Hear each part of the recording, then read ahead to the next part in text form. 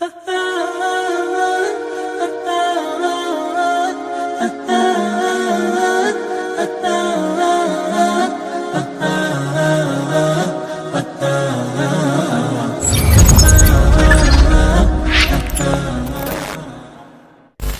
الْقَاهِرُ فَوْقَ عِبَادِهِ، اور وہ چھایا ہوا ہے اپنے بندوں کے اوپر، غالب ہے، یعنی چسک نہیں سکتا کوئی اس کی مرضی کے بغیر۔ وَهُوَ الْحَكِيمُ الْخَبِيرُ، اور وہی حکمت والا ہے اور خبر رکھنے والا ہے۔ قُلْ أَيُّ شَيْءٍ أَكْبَرُ الشَّهَادَةِ، اے نبی ان سے فرماؤ، بتاؤ سب سے بڑی شہادت کون سی ہو سکتی ہے؟ قُلِ اللَّهُ، تم فرماؤ اللہ کی شہادت۔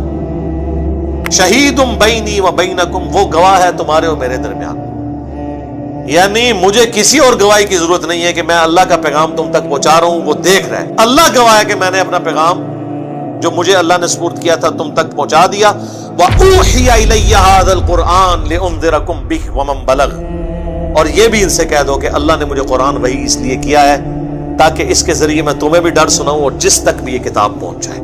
یہ وہی آیت جو ہم نے سینکڑوں دفعہ یہاں پہ تلاوت کی ہے، سورۃ الانعام آیت نمبر 19، اسی میں میرا ریسرچ پیپر ہے امام الانبیاء کی دعوت قرآن، اس کے ٹائٹل پہ یہ آیت لکھی ہوئی ہے، ریسرچ پیپر نمبر 4۔ تم فرماؤ قرآن مجھے اس لیے وحی کیا گیا تاکہ اس کے ذریعے میں تمہیں ڈر سناؤں۔ اچھا مجھے بتائیں، اگر اللہ کے نبی جن کی پرائمری رسپانسبلٹی تھی کہ انہوں نے قرآن کے ذریعے لوگوں کو آخرت کا ڈر سنانا ہے، اللہ کی طرف مائل کرنا ہے، تو اس کا مطلب ہے کہ اس سے بیسٹ سلیبس تو کوئی نہیں ہو سکتا، رسول اللہ سے بڑا ٹیچر کوئی نہیں صلی اللہ علیہ وآلہ وسلم، قرآن سے بہترین سلیبس ہی کوئی نہیں ہے۔ تو یہ بابوں نے اپنی کتابیں لکھ کے امت کو کیوں تھمائی ہوئی ہیں؟ ان سے ذرا پوچھیں۔ فضائل اعمال، فضائل سنت، 14 ستارے، یہ پکڑ کے کیوں انہوں نے حوالے کیے ہوئے ہیں؟ کہ قرآن میں کوئی نقص تھا؟ اور حکم یہ ہو رہا ہے کہ اے نبی تم نے بھی اس قرآن کے ذریعے تبلیغ کرنی ہے اور جس تک بھی پہنچ جائے۔ قرآن پہنچا، لیکن آپ دیکھ لیں کیا خدمت کی ان لوگوں نے۔ 1000 سال سے اسلام یہاں آیا ہوا ہے، کسی نے قرآن کا ترجمہ نہیں کیا، یہ تو پچھلے 100-150 سال میں ہی ترجمے ہوئے۔ بخاری کا پہلا ترجمہ 1920 میں ہوا ہے، آلموسٹ 100 ایئرز پہلے۔ پہلے ان سے پوچھیں آپ کیا کرتے رہے ہیں؟ یہاں کی لوکل لینگویج تھی فارسی، پھر اردو بن گئی۔ قرآن فارسی میں ٹرانسلیٹ کیوں نہیں کیا؟ شاہ ولی اللہ دہلوی نے پہلی دفعہ کیا، 5 سال تک چھپے رہے، لوگوں نے فتوے جاری کر دیے، یہ قرآن عربی میں تھا، اس نے تحریف کر کے فارسی میں کر دیا، کیونکہ ولی اللہ دہلوی نے یہ یعنی آبزرو کیا انہوں نے کہ بھئی اس قوم کا تو کوئی حال نہیں ہے، قرآن تو نہ انہوں نے عربی سیکھنی ہے، نہ ہمارے آبا اجداد نے سیکھی، نہ انہوں نے سیکھنی ہے، تو نہ انہوں نے عربی سیکھنی ہے، نہ انہوں نے قرآن پہ چلنا ہے، تو بہتر ہے قرآن کو نیٹو لینگویج میں کر دیا جائے۔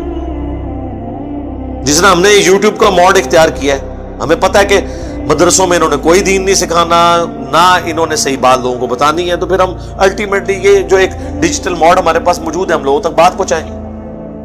وہ ایک دیوبندی نے کتاب لکھی ہے مناقب ابی حنیفہ، اس کے مقدمے میں لکھا ہے دور حاضر میں حدیث کی کتابوں نے زندیقیت کا دروازہ کھول دیا ہے۔ پہلے ہم لوگوں کو مسئلہ بتاتے تھے، لوگ سن لیتے تھے، اب جب مسئلہ بتاتے ہیں وہ کہتے ہیں جی دسو کتنے لکھے ہے، پوچھ رہے ہیں لوگوں نے، شکر کرو کہ آپ پوچھ رہے ہیں۔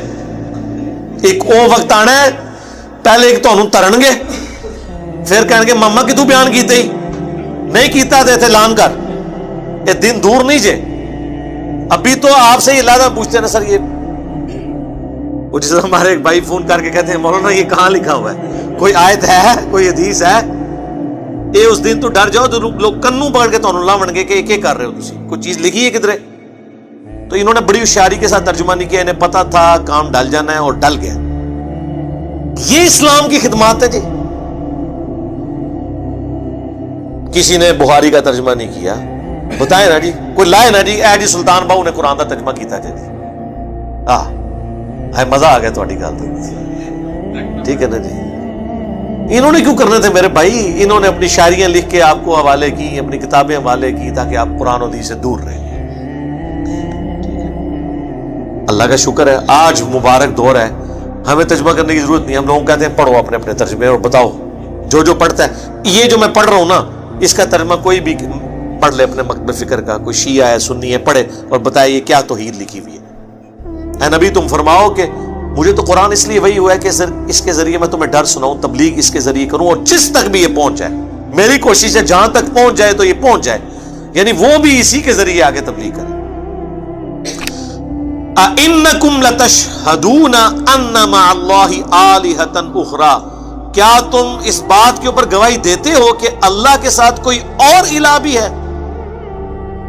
قُلْ لَا أَشْهَدُ، اے نبی تم فرماؤ میں تو اس طرح کی کوئی گواہی نہیں دیتا۔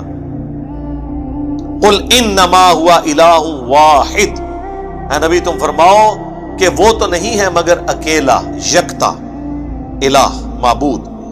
وَإِنَّنِي بَرِيءٌ مِّمَّا تُشْرِكُونَ، اور میں اعلان برات کرتا ہوں ہر اس ہستی سے جسے تم اللہ کے ساتھ شریک ٹھہراتے۔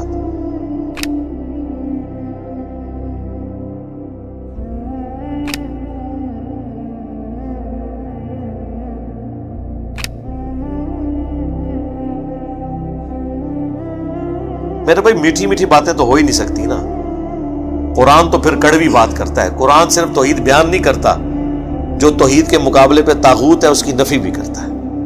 یہاں سے آ کے ہمارا اختلاف شروع ہو جاتا ہے۔ ہمارے واعظین صرف تبلیغ کا ایک رخ بیان کرتے ہیں، اس کی وجہ سے دنیا میں کوئی تبدیلی نہیں آئی، عقائد کی کوئی اصلاح نہیں ہوتی، کیونکہ نیگیٹو پہلو وہ بتاتے ہی نہیں ہیں ڈر کے مارے۔ جب تک آپ نیگیٹو پہلو کو ہائی لائٹ نہیں کریں گے، پازیٹیو کی قدر لوگوں کے دلوں میں نہیں آئے گی۔ عربی میں کہا جاتا ہے نا کہ چیزیں اپنی ضد سے پہچانی جاتی ہیں۔ اندھیرا نہ ہو تو اجالے کی قدر نہیں آتی، پیاس نہ ہو ٹھنڈے پانی کی قدر نہیں آتی۔